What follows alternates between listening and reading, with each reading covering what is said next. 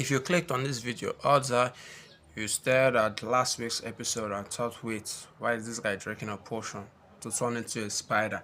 Why does the church have a god in a safe? Honestly, you're not dumb. This anime throws you into deep end. It drops 3 casual-packed minutes of lore and just expects you to memorize 22 magic resumes right off the bat. It's a lot. It's confusing. So stick around for the next 15 minutes or so and I will hand you the whole puzzle to finish in plain English. No more scratching your head, and I promise you will understand the Lord of Mysteries. The word. The word at a glance. Picture 1830s London, but with a serious steampunk upgrade. Think massive airships gliding overhead, grand steam-powered juggernauts patrolling the seas, and revolvers sitting right beside ancient spear altars. That's the fifth Notch year 1849.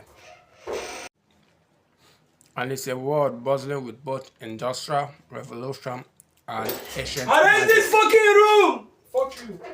7 Orthodox gods run the faith game. The Evernight, Storm, Sun, Earth, God of knowledge and wisdom, God of war, and the barely mentioned Mother Earth.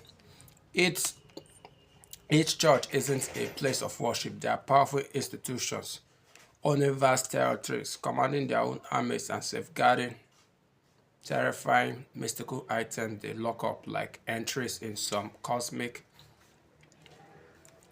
database. Beyond the comforting glow of the city lies, wide beyond us, people who have gained supernatural powers by drinking strange potions, hide in the clouds, or should I say shadows, navigating a world that often fears them. But every gift comes with a ticking bomb. Lose control of your mind or body for even a second and you mutate into a grotesque monster. There are no second chances, no do-over. Once you fall, you are gone. Cheat slate to the power ladder. Imagine tarot cards stabbed right onto job promotion, but with way more danger. Each card represents a pathway, a unique lineage of power, each rung on that ladder in a sequence number 9 down to 1. Sequence 9 is the weakest, barely a step above ordinary, while sequence 1 is practically a demigod wielding immense reality-bending powers. To advance, you drink a potion corresponding to your pathway and sequence, then you perform the acting method. What's that? It means you literally have to leave the archetype embodied of the role and internalize the powers to stabilize your new abilities. Think of it like a method of acting, but if you screw up, you don't just get a bad review. You risk losing your mind or mutating into an uncontrollable abomination. Skip your homework, miss a step, and quite literally implode. There are 22 distinct pathways in total, each with its own philosophy and sets of powers, but the anime primarily hammers home 3. The Fool, the Wheel of Fortune, and the Mother. High sequence grad through truly reality-bending tricks. We are talking about time loops, subtle fate thefts, and even creating pocket dimensions. Government treat top beyond us like walking nuclear deterrents, and for cold reasons, man. Who actually is Kelly, our unlucky hero? Or should I say Zhao Meikron? Was just a modern Chinese grade student, probably stressing about his next exam. Then he blacks out and wakes up inside the corpse of Kel Morete, a deceased dead university senior in Tianjin City. Talk about a bad morning. To make matters worse, Kel's suicide note is gone, replaced by a mysterious bronze gate vision burned into Zhao's mind. Stuck in this new bizarre body and even a stranger world, Zhao decides to keep the name clean and stay undercover while hunting two crucial answers. Why was the original cleanse body abandoned? And how the heck does the portal back to a world with hotspot and reliable Wi-Fi? Spoiler alert, plane tickets home are a bit complicated when your soul is glued to a tarot card zero, the fool, and surrounded by cosmic horror. It's not just about getting home anymore. It's about surviving and understanding this terrifying reality. Becoming a Night Hawk Sequence 9 Seeker with no other options, Kel joins the Denjin Nighthawks, a specialized police unit run by the Evernight Church that handles supernatural crime. It's dangerous work but offers a chance to gather information and potentially find a way back home. His first free mission involves tracking a forbidden artifact that is mutating innocent citizens into rabid, monstrous dogs. During the boss, in a moment of desperation and necessity, he drinks the Seeker potion, officially becoming a Sequence 9 Beyonder. This grants him short-range clairvoyance, allowing him to see glimpses of the future or past. But he quickly learns rule number 1: prophecies comes with a heavy cost to your sanity. Damn. He survives by acting a clueless fortune teller, complete with a crystal ball prop playing up the innocent, slightly bumbling facade. Meanwhile, his squad captain, Don Smith, a shrewd and observant man, notices Claire's freakish luck, incredible fast adaptation, feeling him under, keep a very close eye on. Kel's journey into the supernatural world has truly begun, and is already more perilous than he could have ever imagined, man.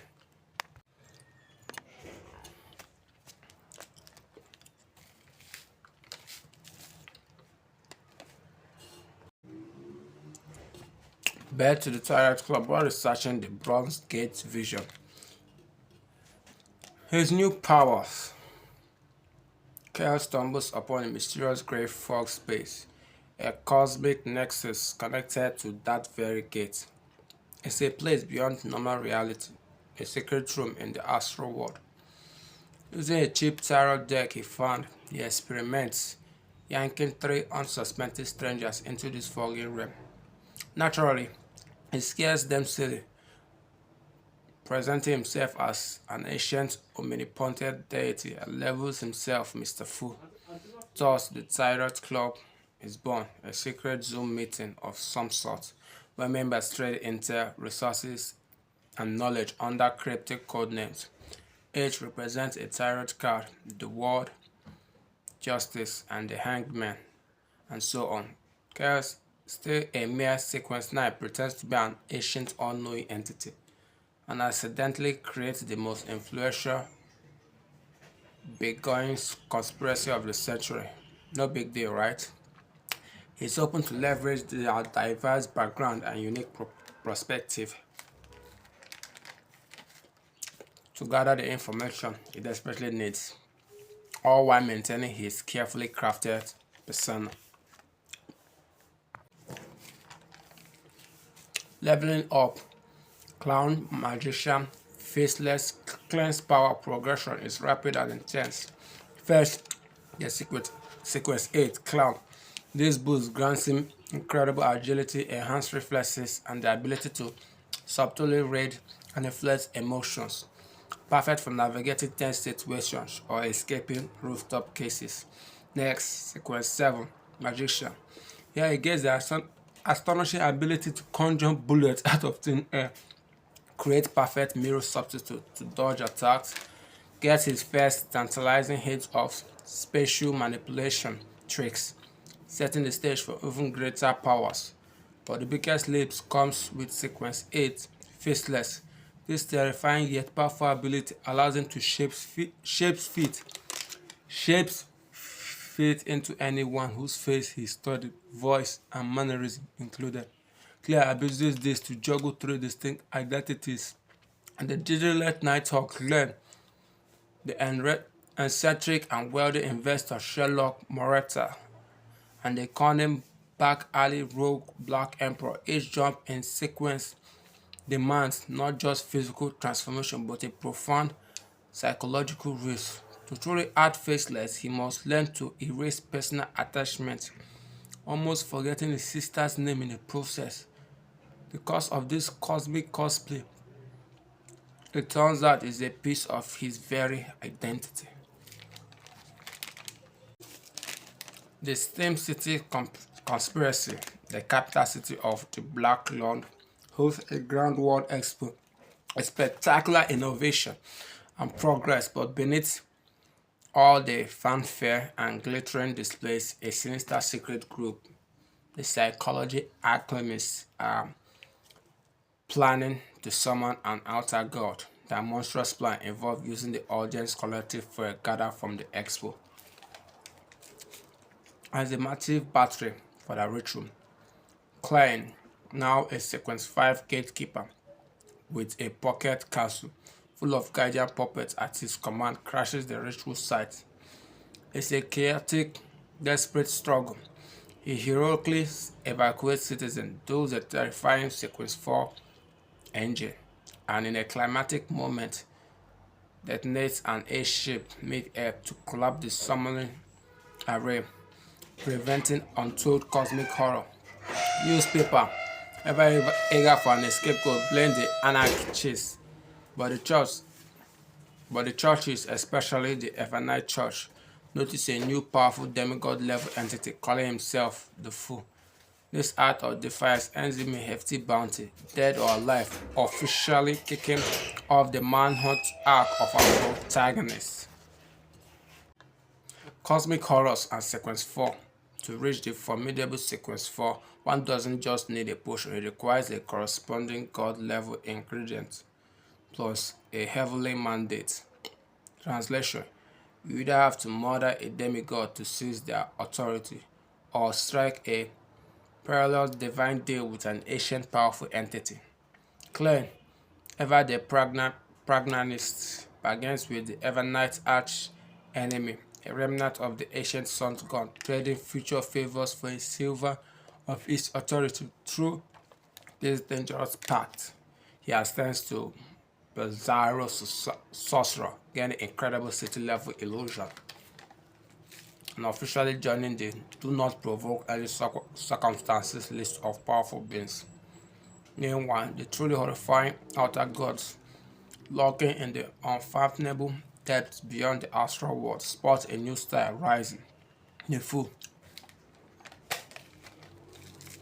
and began laying indigenous curses through every mention of his name, a subtle and terrifying form of cosmic attention.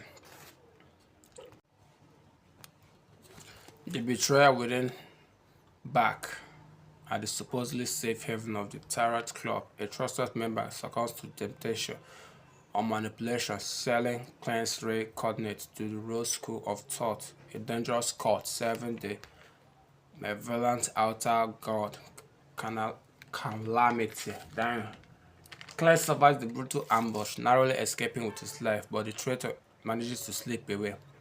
More attacks, and the club members who had come to view Mr. Fu as omnipotent and infirmly dead questions his very nature. This moment of vulnerability forces a shift. Klein responds not by doubling down on his godlike persona but by revealing a partial weakness, admitting the attack and asking for their help in locating the traitor. This unexpected move flips the hierarchy from an omnipotent deity commanding his followers to a cooperative leader seeking assistance. Far from dismissing his stand, this vulnerability earns him this deep respect.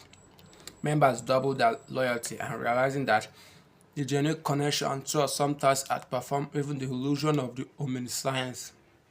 It's a powerful lesson in leadership that he has to learn. Volume 1, Miracle Invoker, the ultimate power of Sequence 3, Miracle Invoker. allows client to rewrite localized reality for a fleeting 5 seconds, enough to reverse death itself. Claire publicly demonstrates the awe-inspiring ability by resurrecting a bombed orphanage, turning public opinion from branding him a terrorist to hailing him as a saint. The major churches, absolutely furious and threatened by his growing influence, brand him a false god, intensifying their hunt. In chaos, Kyle finally locates the original Clarence Moretta's suicide motive, a cursed mirror that shows its viewer an alternate happier life, seeing his joyous earth family, a life he could never have, drove the original Claire to despair. They are now inseparable from the body and burdened by this shared past, destroys the mirror, granting the original soul its long-deserved peace and himself a profound sense of closure. End of season 1. Claire is in a sequence 3 miracle invoker. 3 major churches are hunting him down. The Tirade Club has grown 300% and has a clear, but terrifying goal. Reach sequence 7. Sequence 0. Become a true god. Punch a hole back to earth and maybe, just maybe, grab some dumbbells on the way. If any part of this explanation cleared the fog for you, please tap the like button so that the algorithm shows you to the next confused viewer. And comment below, wait, beyond that pathway, would you risk drinking? Personally, I will pick the Wheel of Fortune. Vegas, here I come. Yeah. For season 2 will unravel. Season 2 adapt volume 2, the Southern Continent arc. So what can